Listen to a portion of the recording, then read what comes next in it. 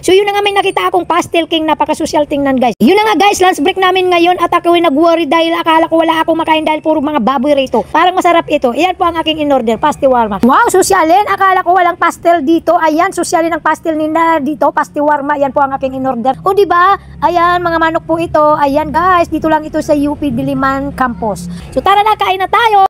Grabe guys, sosyalin ang aking pastel na ginawa. Charot, ayan. Wow, ang galing. Okay na?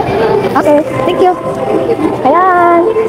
Napakasarap tingnan guys. At yun nga, masarap talaga. Ang dami niyang mga ingredients. So ayan po ang foods ng aking kasama. Hindi ko alam kung anong in-order. Kain tayo sa aking pastel. Ayan guys. Dahil muros tayo, ganun.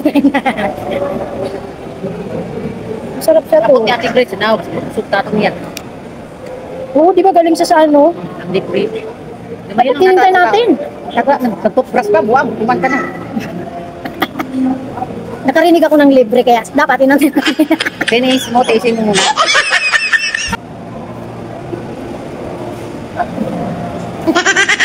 Bakit hindi mahanghang? Sabi na hanghang, hindi naman. Ang bawal.